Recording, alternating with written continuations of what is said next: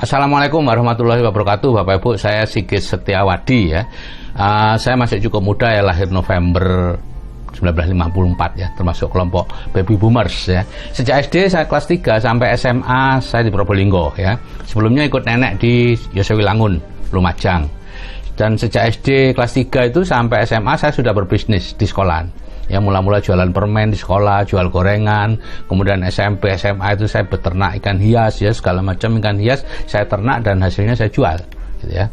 Nah, kemudian saya lulus SMA, kuliah di kedokteran UNER, masuk 73, keluar 80 ya. Saat wisuda alhamdulillah saya dapat predikat lulus tercepat ya, karena saat itu pendidikan dokter di UNER itu 8 tahun dan saya bisa memotong 7,5 tahun ya. Nah, selama di kedokteran saya bertukang itu membuat meja belajar, rak buku dan lain-lain untuk teman-teman yang kaya gitu ya. Nah, setelah lulus tahun 80 saya dinas di Puskesmas Kerek Kabupaten Tuban, kemudian ke Puskesmas Montong ya.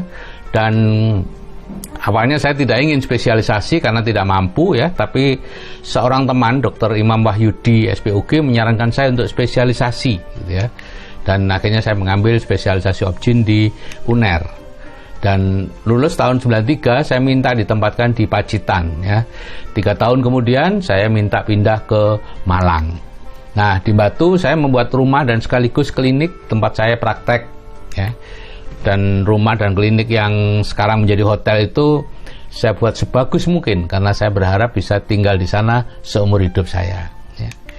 Nah, tahun 97 Bapak Ibu, setelah klinik dan rumah itu jadi, ada seorang ibu menawarkan buku anak-anak ya, datang ke rumah ya. Dia mengaku istri dokter, setelah suaminya meninggal dia harus bekerja karena anaknya masih butuh dana ya.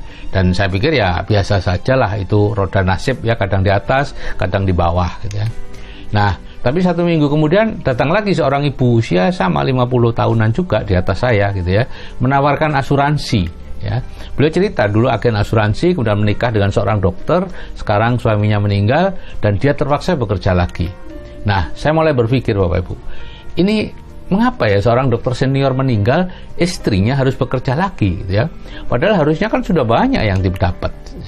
Besoknya di ruangan bidan Bapak Ibu, di Rumah Sakit Saiful Anwar Malang, ruang kandungan, ruang obstetri ya, ada ibu-ibu tua usia 50-an ya, sedang membagi-bagikan baju ke bidan ya. Dia janda dokter juga ya, sedang mengkreditkan baju. Wah, saya shock Bapak Ibu. Jika ada 1 orang janda dokter itu kebetulan, tapi kalau ada 3 janda dokter dipertemukan saya, pasti ada pesan dari atas yang harus saya cermati ya. Dan sorenya saya sudah tahu apa pesannya ya. Saat itu saya berdiri termangu di gazebo yang letaknya di Bukit Buatan gitu ya, di pojok belakang halaman rumah saya. Dari sana saya melihat kehidupan saya yang lumayan mewah, ada kolam renang, taman anggrek bulan yang indah ya, tempat bermain anak-anak yang lengkap. Jika terjadi sesuatu dengan saya, istri saya harus bekerja untuk membiayai semuanya itu gitu ya. Maka saya mulai membaca banyak buku-buku keuangan ya, dan tahun 99 kalau tidak salah ya, pada saat saya ke toko buku Gramedia, tiba-tiba ada 2 buku yang seperti meloncat ke depan saya gitu ya, dan saya akhirnya membelinya. Itulah buku Rich Dad Poor Dad dan Cash Flow Quadrant ya, dari Robert T. Kiyosaki. Saya membacanya dan semakin shock saya membaca buku itu ya.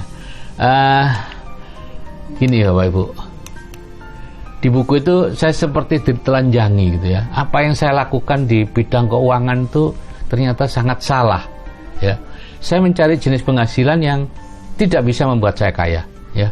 Penghasilan yang semakin besar akan membuat kondisi keuangan saya semakin buruk, dan butuh penghasilan yang lebih besar lagi, lebih besar lagi, lebih besar lagi ya.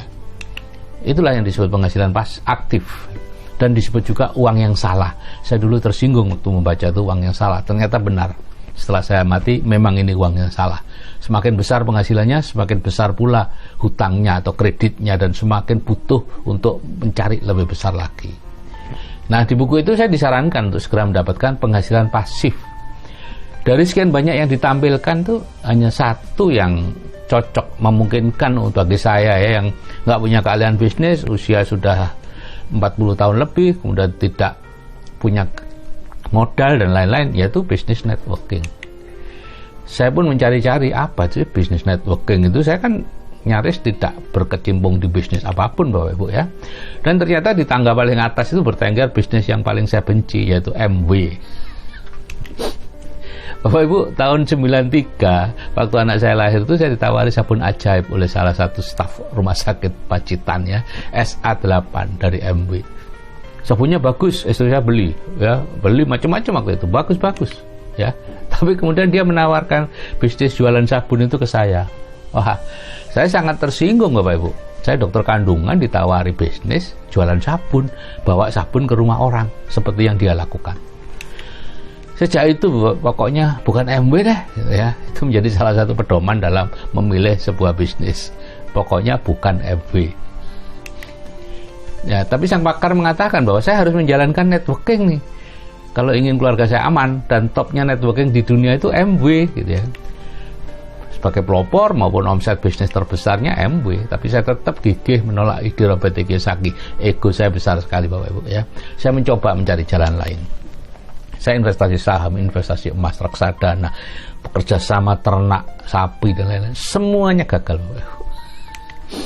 Ya, apapun saya jalani kecuali menjalankan MW dan bisnis networking yang lain gitu ya. Saya pikir saya sejak SD sampai FK itu saya menjual dan menawarkan sesuatu ke orang. Masa iya sih setelah jadi spesialis harus jualan lagi? Itu yang saya pikirkan Bapak Ibu. Ya. Dan pertengahan tahun 2003, Adi anak saya yang saat itu kuliah di Jakarta menelpon saya.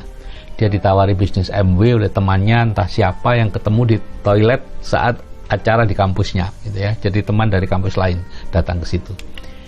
Saya langsung mengatakan bahwa itu baik Bu. Ya, saya pikir Adi ya sangat perlu MW untuk belajar bermasyarakat dengan cara menjual. Tapi di sisi lain saya kok mau ya dia gitu ya, karena saya tahu anak saya enggak seperti itu gitu ya.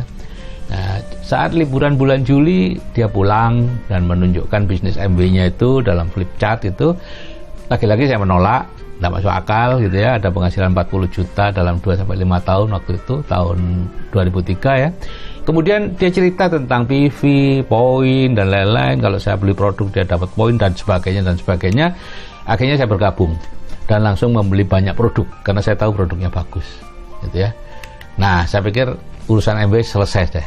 Ternyata justru itu baru awalnya Bapak Ibu ya. Adi ngajak saya ikut seminar di Jakarta ya. Setelah dia kembali ke Jakarta, dia telepon ada seminar, lagi-lagi saya menolak ya, tapi Adi konsisten mengajak kami lewat telepon, SMS, dan sebagainya ya. SMS ke ibunya, Bu, Bapak perlu bisnis ini Bu, perlu lihat seminar ini Bu, biar nggak kerja terus. Saya makin marah ya, saya makin tersinggung, tapi akhirnya ya udah deh, kami heran sendiri ya. Akhirnya saya dan Buati memutuskan untuk hadir di seminar inspirasi dan visi karena desakan anak saya itu Bapak Ibu ya. 3 bulan dia mendesak saya ya. Kalau dia tidak mendesak saya tidak akan hadir di seminar dan tidak tahu sekarang saya masih ada di mana gitu ya. Nah, di seminar itu mata saya terbuka Bapak Ibu, apalagi saat itu Pak Aldi, yaitu sekarang Diamond gitu ya, waktu itu sudah Diamond, mengatakan berapapun penghasilan Bapak sekarang masih lebih besar penghasilan dari bisnis ini. Wow, iya tah gitu ya, saya pikir. Ya, akhirnya saya pun mulai aktif ya, saya penasaran, saya presentasi, akhirnya putus harapan. Saya 40 kali lebih Pak, lebih mungkin ya. Tidak ada satupun yang join. Nah, saya sudah mendatangi ke rumahnya, sudah meminta mereka datang ke rumah saya, nggak join Bapak Ibu. Ya, akhirnya saya kirim SMS ke Adi ya, mengatakan, Di, Bapak nggak bisa di, bidan aja loh saya nggak mau. Ya. Kalau bidan sudah nggak mau ya sudah. Ya, Adi cuma jawab, Pak, gunakan kaset. Dan kemudian saya minta dikirimi kaset, dan dikirimi kaset 100 kaset yang harus saya beli ya, nggak mahal tuh, 1 kali operasi selesai itu ya. Saya pelajari semuanya ya. Saya membeli 3 player, 2 Walkman ya, untuk bisa mendengarkan dimanapun gitu ya. Dan saya pun melanjutkan bisnis MW saya dengan ya susah payah Bapak Ibu ya. Sabtu Minggu saya kerja, Senin sampai Jumat saya off ya, sibuk banget. Sabtu Minggu saya bekerja keliling ke rumah-rumah orang. Wow, berat banget ya. Dan pertengahan tahun 2005 bonus sudah bisa untuk memutar ekonomi keluarga saya, dan saya memutuskan untuk berhenti praktek dan pensiun dini. Ya, saya bukan orang yang suka wah mewah dan lain, biasa-biasa saja. Ya, pokoknya cukup concern saya atau tujuan saya cuma satu, istri saya dan keluarga saya aman. Cuman itu. Begitu saya lihat sudah aman ini, ya udah selesai, gitu ya. Bisnis MW saya stabilkan, dan mulai tahun 2006 saya sudah tidak membesarkan bisnis lagi dalam arti melebar, ya, hanya bantu-bantu di sana sini, di bawah kalau ada yang konsultasi minta bantuan ini itu saya bantu, tapi melebar saya sudah tidak, gitu ya. Baru mulai lagi tahun 2017 Bapak Ibu, ketika menemukan sistem baru itu, yaitu MW dengan sistem MSO itu, gitu ya. Menjalankan bisnis MW tanpa presentasi, tanpa bertemu prospek, tanpa keluar rumah, tanpa nelpon-nelpon, tanpa jual-jual. Dan hasilnya luar biasa, top markotop Bapak Ibu. Betul-betul luar biasa, di luar dugaan saya. Oke Bapak Ibu, itu yang bisa saya sampaikan. Terima kasih atas perhatiannya. Salam sukses dari saya Sigit Setiawadi, dan salam hebat dari MSO Indonesia. Oke. Assalamualaikum warahmatullahi wabarakatuh.